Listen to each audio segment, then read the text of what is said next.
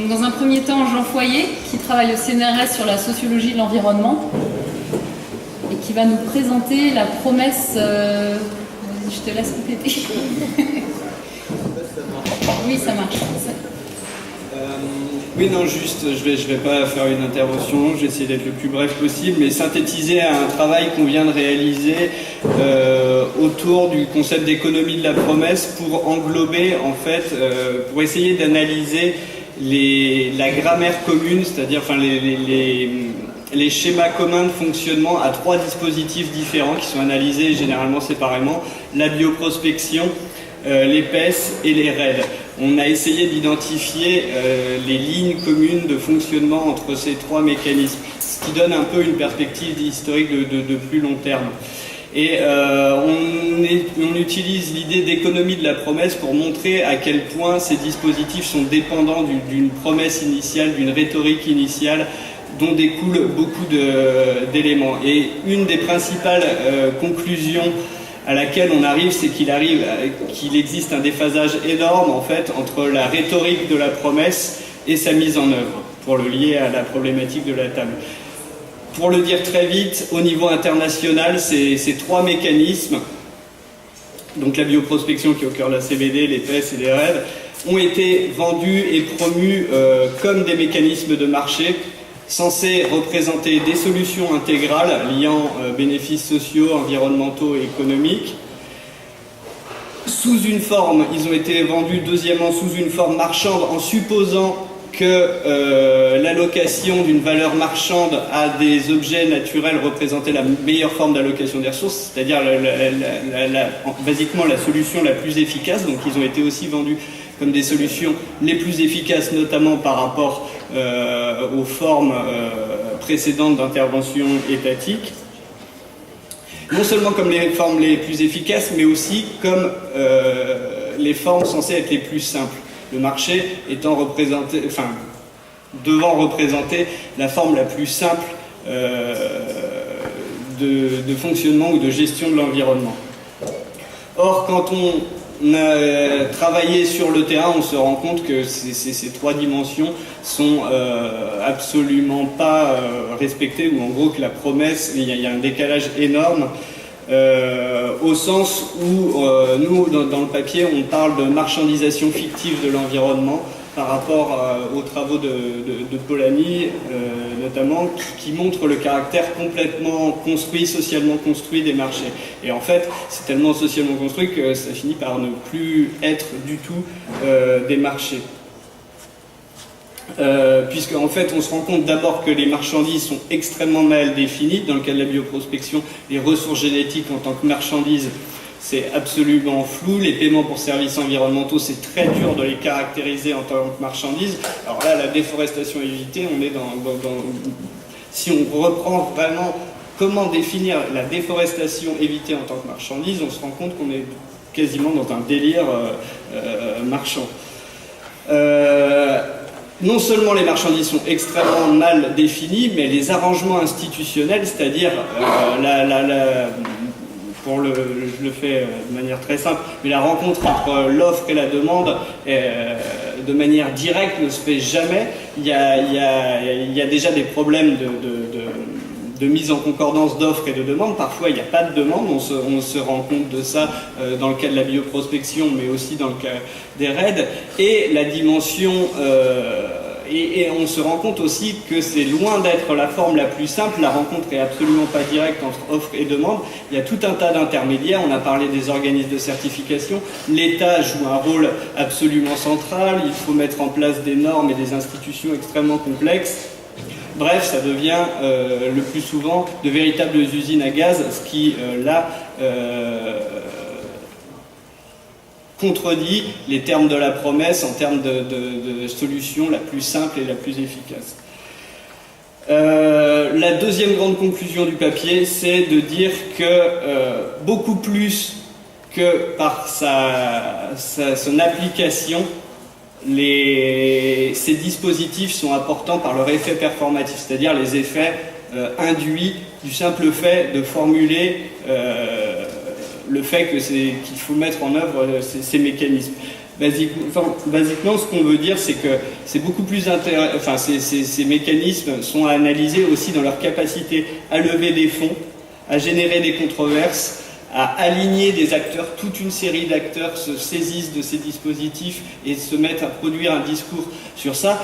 Et de manière encore plus importante, ces mécanismes sont importants dans leur capacité à transformer les institutions. Et ces trois mécanismes ont été particulièrement importants pour remettre en cause le système de command and control basé sur la responsabilité, basé sur l'édiction de normes, et au contraire pour promouvoir des modèles de gestion de l'environnement essentiellement économicistes, censés être basés sur le marché, mais en fait qui ne le sont pas, et censés être basés sur le principe d'engagement volontaire, sur ce mode de régulation. Donc, si on prend historiquement ces trois mécanismes, on pense qu'ils sont surtout importants pour avoir réussi à infuser ces modes de gouvernance dans les institutions internationales et dans les institutions nationales. Voilà. En gros, c'est... Merci Jean. Alors je donne maintenant la parole vous m'entendez ? Oui.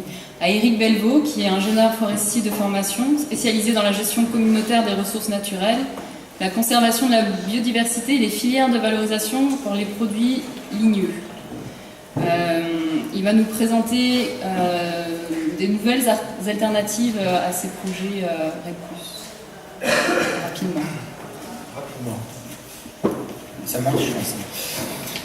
Rapidement, puisque au départ c'était 15 minutes, après ça a été 10, maintenant c'est 5, donc on va aller très vite. Non, je souhaitais amener le débat vers d'autres types de paiements pour services écosystémiques, plutôt que de le focaliser uniquement sur REDD et les marchés carbone pour lesquels, bon, je ne suis pas un spécialiste, qui m'effraie un peu par la complexité de leur mise en œuvre. Enfin, j'ai aussi, comme Utah, des exemples à vous donner, mais bon. Mais la question des paiements pour services écosystémiques, tels qu'ils avaient été définis à l'origine, n'est pas simple également. Parce que, qu'est-ce que c'est qu'un PSA ? C'est rémunérer un acteur afin qu'il préserve un service environnemental qui est nécessaire à d'autres agents. Et ça pose trois problèmes. D'abord, dans les pays en développement, l'acteur, c'est le plus souvent une communauté locale, donc il y a un faible niveau d'éducation, de compréhension, de négociation de l'enjeu, à qui on va demander d'arrêter des pratiques destructrices qu'ils utilisent depuis toujours, moyennant une rente de conservation qui est convenue d'accord parties, on pourrait dire.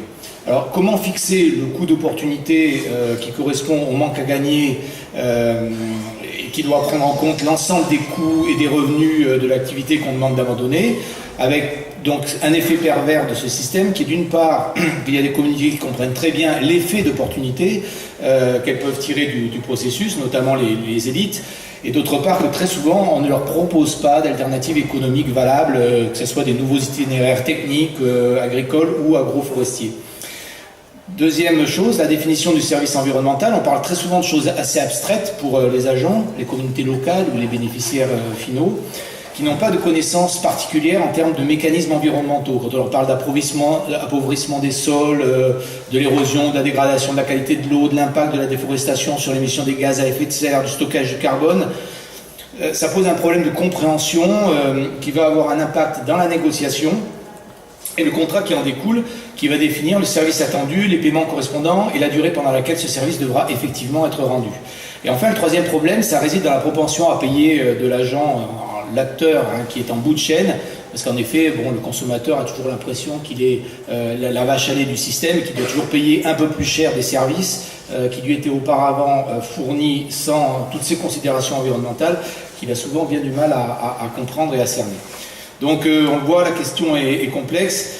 Loin de moi l'idée qu'il n'y a qu'une seule façon de la résoudre.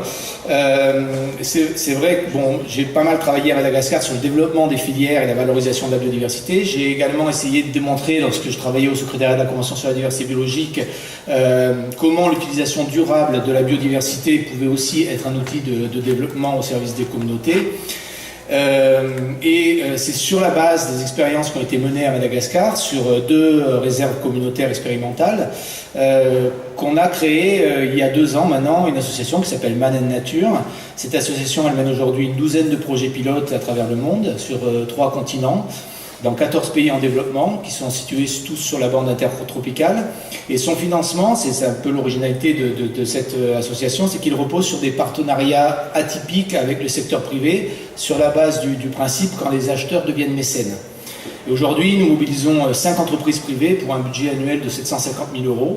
Alors, je ne dis pas que c'est généralisable partout, mais l'idée, c'est d'apprécier, dans les zones où l'on a des espaces ou des espèces emblématiques menacées, des potentialités de valorisation de certaines ressources naturelles, alors essentiellement des produits forestiers non ligneux, plutôt que des produits forestiers ligneux, ou des plantes endémiques cultivables. Et puis d'accompagner les communautés locales tout au long du processus, en leur apportant non seulement un appui technique, mais aussi les moyens de développer de nouvelles activités génératrices de revenus. Et alors, en parallèle, il y a un travail qui est mené auprès d'industriels du Nord, donc jusqu'à maintenant essentiellement des entreprises de l'industrie cosmétique et du monde des parfums, qui sont potentiellement intéressés par ces produits, ce qui nous donne une première porte d'entrée. Bien entendu, donc, les quantités nécessaires ne sont jamais très importantes, notamment lorsqu'on parle d'actifs pour la parfumerie ou d'huiles essentielles, mais ce qui est intéressant quand même, c'est que compte tenu des volumes, les entreprises sont prêtes à payer plus cher des produits qui sont garantis, durables, équitables, traçables, que ceux qui sont communément disponibles sur le marché international. Alors j'avais un exemple avec l'huile de palme, mais pour faire rapide, je pourrais le détailler pour ceux qui le veulent plus tard. Et dans la mesure où les quantités produites donc, ne sont pas suffisamment importantes pour participer de façon significative à la conservation de la biodiversité et au développement communautaire, on propose à ces entreprises privées une application plus significative en leur racontant une histoire, c'est-à-dire les gorilles de Cross River, la création d'un sanctuaire à Tofala, le tigre d'Indochine, le braconnage en bordure du parc de Viraché au Cambodge, les conflits entre hommes et animaux à proximité du parc de Bardia au Népal, la sauvegarde du perroquet jaune au Nicaragua, le développement communautaire, les besoins en matière d'éducation, de santé, d'entrepreneuriat local, etc. Et ça constitue une deuxième porte d'entrée. Et à des degrés et des montants divers, je vais vite, les entreprises s'investissent donc dans des programmes et les projets qu'on développe. Donc pour l'année 2013, en plus du bailleur principal qui est le groupe Maison du Monde, c'est plus d'un tiers de notre budget, soit environ 200 000 € qui sera directement affecté par d'autres entreprises aux activités de terrain. Voilà. Les avantages, c'est là notre troisième porte d'entrée, c'est qu'on met à leur disposition un nouveau moyen qui leur permet à la fois de sensibiliser le grand public sur leur engagement s'ils le souhaitent, parce qu'ils ne le souhaitent pas tous, soit de créer une émulation en interne en montrant à leurs salariés que l'entreprise n'est pas là uniquement pour faire du profit, mais aussi qu'elle mène des actions vertueuses qui contribuent à la protection d'espaces ou d'espèces emblématiques, mais aussi au développement communautaire. Enfin, et ça c'est pas négligeable, je vous rappelle que les entreprises qui investissent dans du sponsoring ou du mécénat bénéficient d'avantages fiscaux non négligeables. C'est 40% du montant total investi pour une entreprise qui fait du mécénat. Donc aujourd'hui, l'objectif est d'élargir à une approche un peu plus holistique dont je parlais, dont je voulais parler tout à l'heure, les thématiques d'intervention en fonction des attentes exprimées par les entreprises. Et donc on va essayer maintenant de diversifier et travailler sur l'éducation, la santé dans les programmes environnementaux. Alors bon, vous allez me dire où sont les paiements pour services écosystémiques dans tout ça. Eh bien, ils sont présents tout au long de la démarche, depuis la recherche et le développement de filières économiques pour des espèces végétales, au bénéfice de la conservation d'une biodiversité de proximité, jusqu'à l'achat d'un produit final par le consommateur, en passant par l'engagement financier d'une entreprise sur des thématiques environnementales porteuses en termes de communication externe et interne. Voilà. Merci beaucoup pour cette présentation brève et riche et intéressante. Donc il est maintenant midi, je vous propose de garder 1 heure pour les débats. Donc on vous propose d'organiser ces débats autour de 3 grandes questions qu'on a choisies un petit peu aussi en fonction des présentations et des réactions qu'on a observées au niveau de la salle jusqu'à maintenant. Donc avec, pour chaque question, on va essayer de cadrer ça sur 20-25 minutes. Donc une première question qui suit un petit peu la présentation de Yuta, qui ouvrait la question à est-ce que vous avez ici dans la salle des exemples de projets REDD+, qui soient prometteurs, et dans ce cas, quels sont les facteurs qui ont conduit à faire de ces projets REDD+, des projets positifs. Un deuxième lot de questions autour des conséquences que peut avoir d'une part l'effondrement actuel des marchés du carbone sur les discussions sur l'architecture et les financements de REDD+, et d'autre part, est-ce que ces marchés, bien qu'ils soient en train plutôt de diminuer avec des prix du carbone inférieurs et une demande peut-être plus faible que ce qu'on attendait, est-ce qu'ils sont malgré tout prêts à apporter les incitations nécessaires à une transformation de l'économie pour amener davantage de justice environnementale. Donc, c'est un peu la synthèse de toutes les présentations qu'il y a eu sur ce sujet. Et enfin, pour ouvrir la discussion et avancer sur les idées un peu positives, quels sont les exemples de mesures incitatives qui contribuent à la réduction de la déforestation? Donc là, on a déjà évoqué plusieurs choses avec les actions sur les consommateurs pour influencer la consommation, mais aussi des questions sur l'impact que peuvent avoir des incitations financières sur les communautés. Comment cibler ces incitations? Est-ce qu'il y a effectivement des effets pervers et des mesures à mettre en place pour les éviter? Voilà. Donc, je vous propose de réagir tout de suite à la première question. Je ne sais pas où est passé le micro. Et je vais vous demander à chaque fois d'essayer de faire des questions concises. J'avais pas prévu de réagir sur ce point, mais je crois qu'il va falloir. Des exemples de projets RED plus prometteurs. Alors, par rapport au projet d'Human, les Amis de la Terre ont mené une campagne, effectivement, pour avoir une amélioration des politiques d'achat des distributeurs de bois. Et je me souviens qu'on avait mis sur la célèbre Maison du Monde, il y a quelques années, en expliquant que Maison du Monde vendait notamment de l'acajou d'Indonésie, qui, comme chacun sait, est une des principales essences qu'on sort de forêts naturelles. Donc était une situation assez problématique. Et les premières discussions qu'on a eues avec Maison du Monde, elles ont été très compliquées. Au départ, il n'y avait même pas de volonté de discuter, de trouver des solutions. Et finalement, la réponse, on l'a eue en ouvrant les catalogues de Maison du Monde et en voyant que Maison du Monde finançait un projet à Madagascar d'Human, de plantation d'arbres. Et voilà, c'est la seule réponse qu'on a eue. On a essayé de les joindre par la suite. Et ils ont fait toute leur communication là-dessus en disant effectivement, aujourd'hui, MAN s'engage pour la planète, pour les forêts, en finançant un projet à Madagascar. Les choses n'ont pas changé en magasin, c'est-à-dire qu'on trouve toujours cet acajou d'Indonésie. Et donc voilà, simplement pour dire ça, que de façon générale, je ne crois guère au mécénat.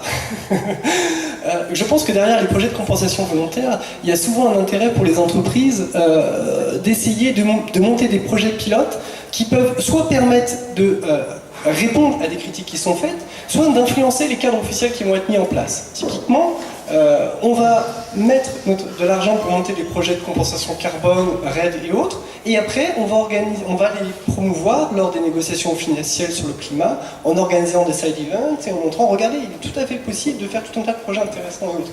Donc il y a un lien qui est très étroit entre la compensation volontaire et le marché officiel. On ne peut pas le découpler. Voilà.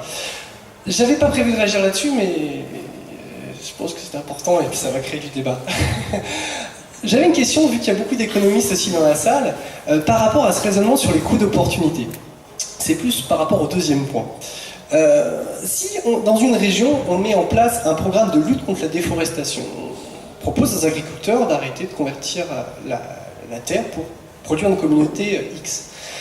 L'offre de cette communauté va diminuer, ok? Mais si la demande reste la même, voire continue d'augmenter, logiquement le prix de la communauté agricole va augmenter. On diminue l'offre, la demande augmente.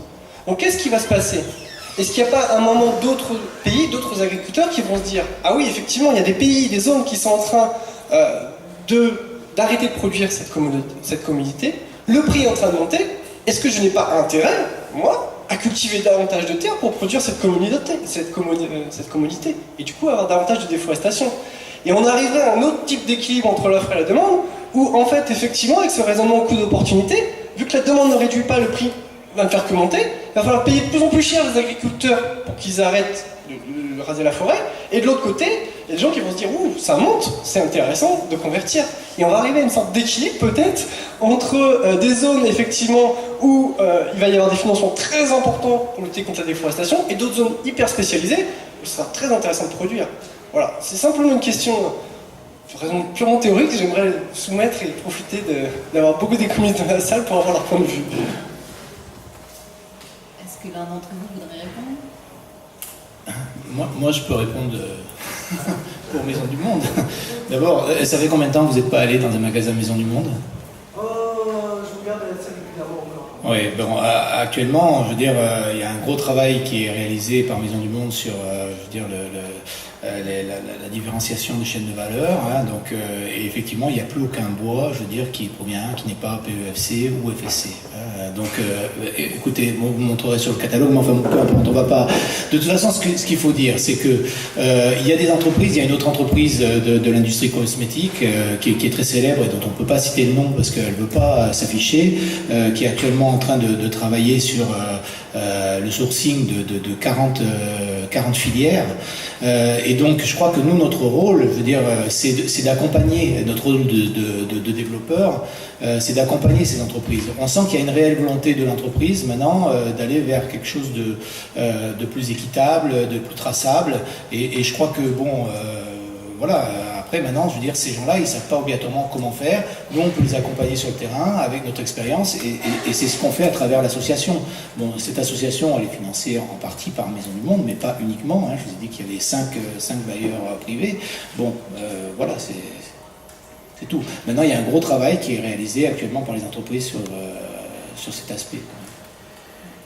Je crois que Thomas et Yuta voulaient répondre. Oui. Pas sur Maison du Monde, mais sur la question sur les PSE. En fait, j'en profite parce que c'est lié, en fait, c'est l'autre partie de la question du monsieur tout à l'heure, sur le PSE zonage. En fait, ça montre bien que les deux, PSE zonage et PSE investissement, ne vont pas l'un sans l'autre. C'est-à-dire, si on a le PSE investissement tout seul, effectivement, au bout d'un moment, on a... si on a le PSE zonage dans votre cas tout seul, restriction d'usage, effectivement, on a une chute de la production et il va falloir combler ça. Et il y a un mécanisme de prix qui va faire que finalement, les coûts d'opportunité vont escalader à l'infini, en théorie, et finalement, ça va se réajuster parce qu'on va pas pouvoir suivre. Si on a en plus un PSE investissement, ça permet de ne pas diminuer la production, au contraire, dans beaucoup de zones tropicales, on peut augmenter de façon durable, on peut intensifier avec des techniques agroécologiques la production. Et à ce moment-là, on a les deux. Pour répondre au monsieur tout à l'heure, qui disait mais pourquoi est-ce qu'on va payer un zonage?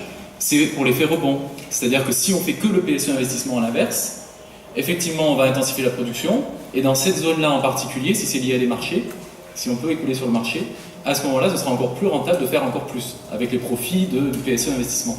Donc, d'où l'importance d'avoir aussi en parallèle le PSE zonage. Les deux se complètent et sont indispensables. Merci. Yuta?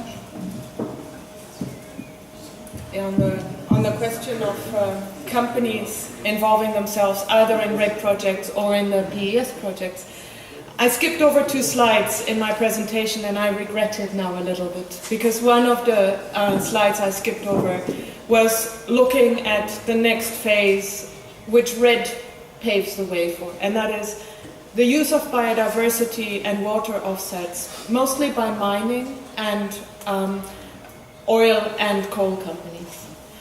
And they do not do that because they want to support the community.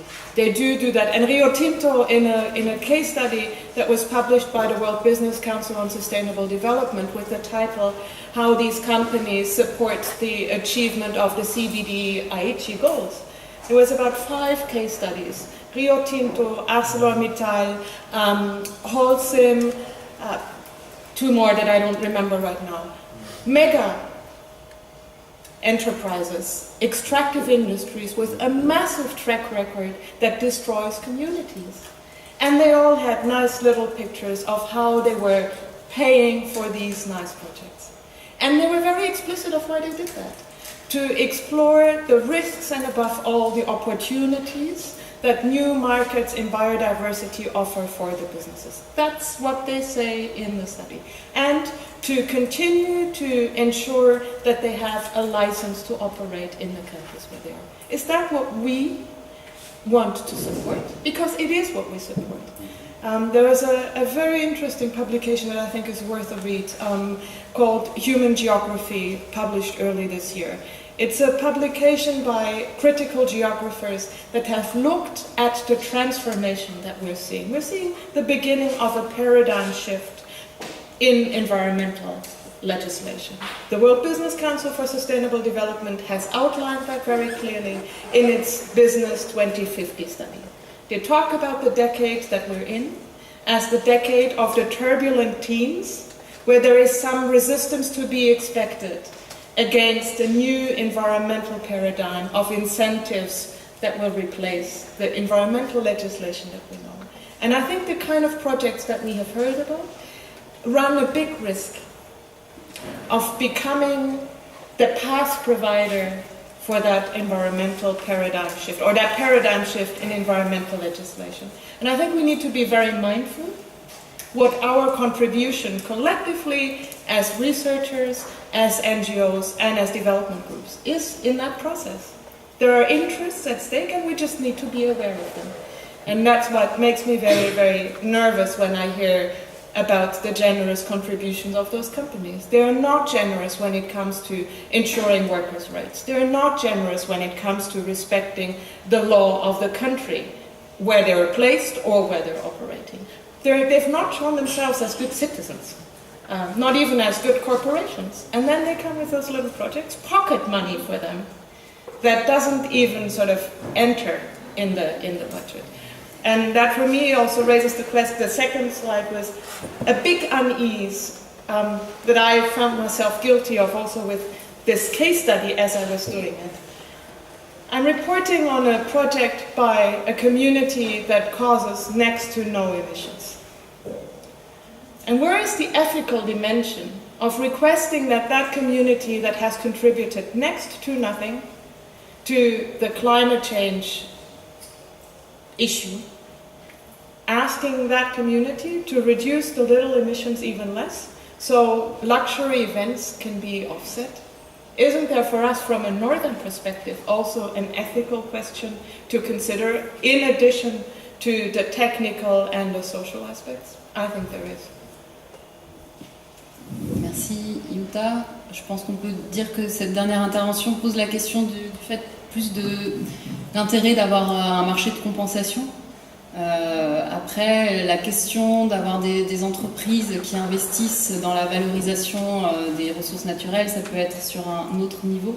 Donc voilà, la question qu'on peut garder mais plus sur la troisième partie sera de faire comment empêcher des limiter les grandes entreprises qui font du greenwashing, mais susciter éventuellement, s'il y en a, des initiatives qui pourraient avoir un impact positif. Je voudrais revenir un petit peu sur ma première question, quand même, pour voir si des personnes veulent réagir là-dessus, sur des exemples de projets REDD+, prometteurs, ou en partie prometteurs.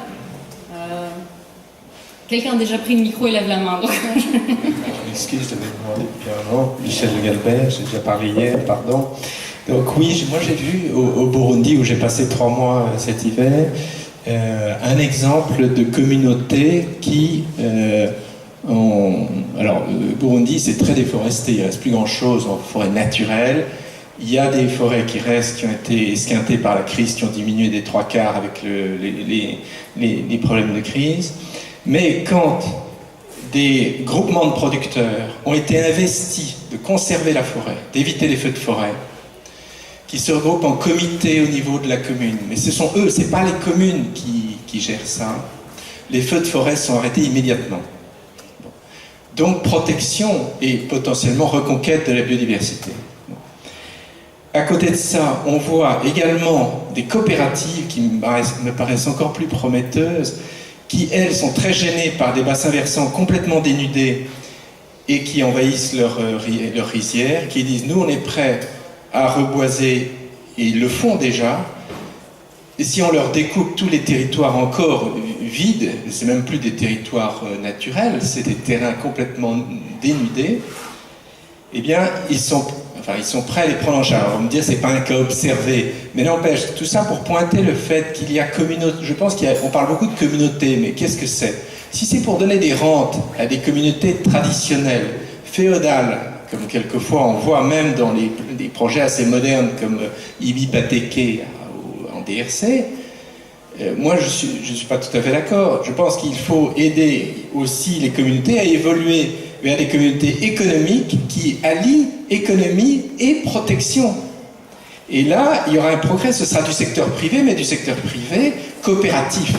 Et d'un point de vue économique, on sait que ça marche très bien, puisque dans le Nord Cameroun, des gens qui se sont regroupés pour vendre leurs oignons en coopérative, ils ont doublé le prix de leurs oignons immédiatement. Bon, ça ne plaît pas à tout le monde. Alors je voudrais faire une deuxième remarque pour Cécilia, excusez-moi, celle qui est notre amie néerlandaise, je crois. Gabriella, pardon. C'est ça? Non, pas. Devant moi. Voilà. Alors, à propos des plantations, Alors, moi, je ne suis pas tout à fait d'accord avec vous quand vous dites on ne peut pas planter pour l'économie verte. Je ne suis pas du tout d'accord pour deux arguments.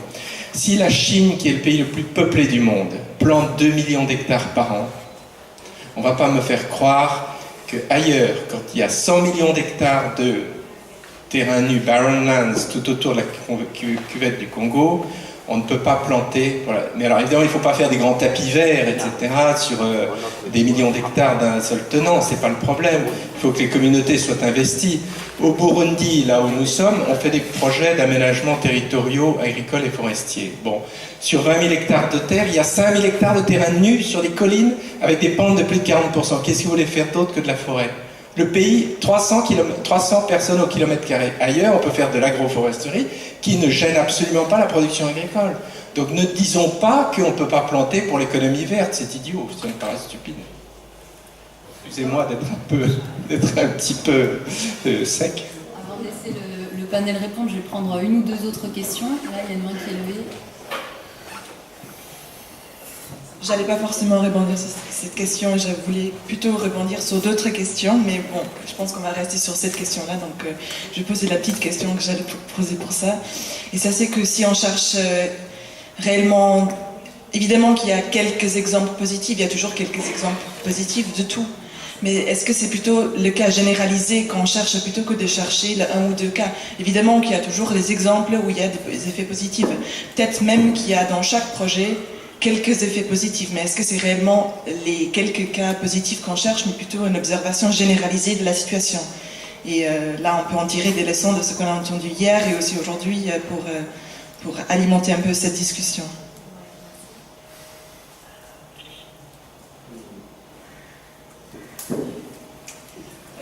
Oui, alors moi je voulais justement évoquer deux projets que j'ai en tête et qui me semblent avoir des aspects positifs. Un qui est en RDC et Comaca, donc je laisserai peut-être le VVF en parler, et un autre qui est au Pérou, qui est un projet qui a été certifié BCS, un projet RED+, qui a été développé par Pure Projet. Alors ce projet-là, moi, il me semble intéressant parce qu'il crée un lien, en fait, justement, avec le consommateur européen. Et notamment parce que le démarrage du projet s'est fait plutôt par de l'appui à de la plantation de cacao pour faire du cacao certifié, notamment du cacao certifié commerce équitable. Et en fait, RED+ est intervenu dans un second temps. Et comme, en fait... pour permettre de créer le lien entre de l'investissement qui avait été fait sur des terrains dégradés pour se convertir de la coca vers le cacao et créer le lien avec les espaces encore boisés naturellement. Et justement, RED+ était là pour créer un petit peu cette incentive et essayer de faire ce lien entre, d'un côté, on fait de la production de commodités et de l'autre, on réfléchit au lien avec les espaces naturels. Et je pense que ce lien avec le consommateur du Nord, il peut être intéressant à creuser un petit peu. L'autre projet, c'est le projet Comakala, donc je laisserai Grégory en parler. Il me semble intéressant parce qu'il répond à une demande de consommation locale. En fait, ce que je vois de similaire dans ces deux projets, et je pense que c'est peut-être quelque chose qu'on peut essayer de creuser un petit peu, c'est le fait que ce ne sont pas des projets purement RED+, mais que le RED+, n'est pas recherché comme une fin, mais recherché comme un moyen pour aboutir et à améliorer en fait des approches existantes. Donc je me demande si on ne pouvait pas réfléchir à un RED+ dans cette perspective. Juste une question sur ces deux projets. Est-ce que c'est des projets avec des mesures de performance carbone ou est-ce qu'il y a d'autres outils qui sont utilisés? Alors le projet de Pure Projet, oui, a une mesure carbone, il y a un scénario de référence qui a été établi.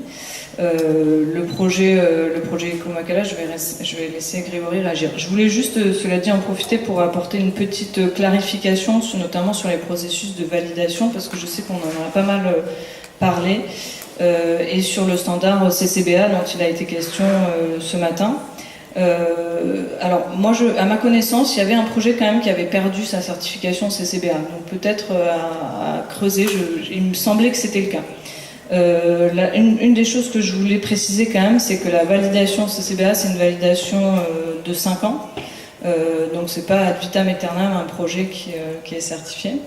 Et c'est le standard CCBA est un standard qui ne permet pas de générer des certificats carbone à proprement parler. C'est en fait une forme de label qui peut être apposé sur des certificats qui sont générés par un autre standard par ailleurs, ce qui n'empêche pas ensuite de rentrer dans une démarche de gré à gré avec des entreprises qui en fait n'achètent pas vraiment de certificats mais achètent des résultats d'un produit certifié CCBA. En termes de validation, en fait, on a dit que le VCS c'était une très petite équipe et que que les capacités du VCS pour aller sur le terrain, ainsi de suite, étaient assez limitées. Je crois que c'est clairement le cas. Et d'ailleurs, c'est pas le VCS qui va sur le terrain, ce sont des auditeurs qui vont sur le terrain, ce sont des entités d'audit qui vont sur le terrain et qui sont comment dire, étiquetés, enfin rendus, accrédités, ouais, merci, accrédités par ces standards de certification.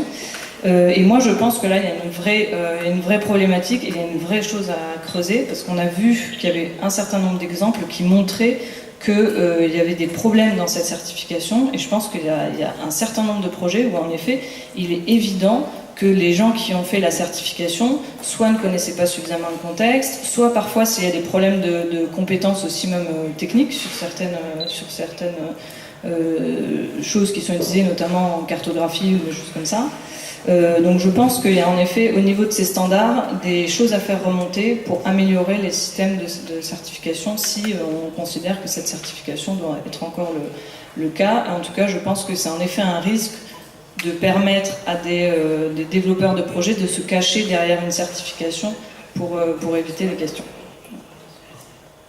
Merci. Je pense que je vais laisser répondre les panélistes, ouais, sinon.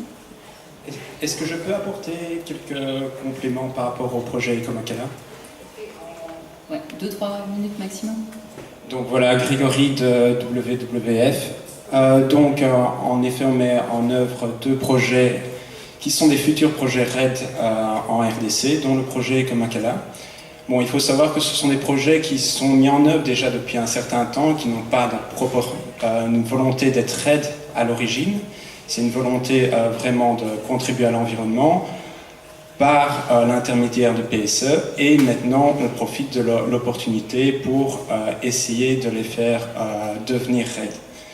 Donc, comme disait Marie, le but, le RED est un complément, et je crois que c'est un point important. Ici, à terme, on va bien sûr valoriser, on va comptabiliser le carbone séquestré pour le RED. Le système actuel n'est pas, on ne leur demande pas de monitorer le RED sur place, on mesure par des proxys, on mesure par le nombre d'hectares qui sont réellement reboisés. On répond à une demande qui est locale, qui est donc un besoin en charbon de bois. Il faut savoir que le charbon de bois, c'est au niveau de Goma, le charbon de bois est très cher. Le charbon de bois est surtout de manière illégale due à la déforestation du parc. Et le but est justement d'approvisionner la ville de Goma d'une manière un peu plus propre. Bien sûr, le charbon de bois reste une ressource renouvelable, n'est peut-être pas le solaire, mais c'est un moyen quand même à court terme qui permet d'améliorer, de protéger le parc. Alors, donc juste pour réagir rapidement par un point, je crois que les bons projets concilient toujours à veiller à ce qu'on ne réduise pas, on va dire, on n'aggrave pas l'insécurité alimentaire. Donc si on travaille sur des zones de boisement, il faut veiller à ce que ces zones de boisement soient des zones qui sont idéalement impropres à la culture, des zones en pente comme on le dit, ou dans notre autre région, des zones qui sont relativement pauvres. Ce sont des zones, par exemple, dans l'autre projet au niveau du Bas-Congo, ce sont des zones de savane appauvries qui ne sont plus du tout utilisées pour de l'agriculture. Et donc, voilà, on participe ainsi à un plan de zonage de manière locale. Bon, plus de détails, je vous invite à me contacter. Ok, Merci donc pour cet exemple de projet qui ne serait pas basé sur les performances carbone. Donc, je pense que c'est intéressant de voir qu'il y a... C'est une question que je voulais poser hier, s'il y avait des projets... Enfin, je l'ai posée, je ne crois pas avoir eu de réponse, s'il y avait des projets qui n'étaient pas basés sur de la mesure de carbone, mais d'autres proxys. Donc, je pense que c'est intéressant de savoir qu'il y a ce type de projet. Ça pose aussi la question, du coup, de savoir si ça doit vraiment passer par un mécanisme de marché ou par des fonds. Je pense que les panélistes aimeraient pouvoir réagir, et ensuite je ferai un second round de questions.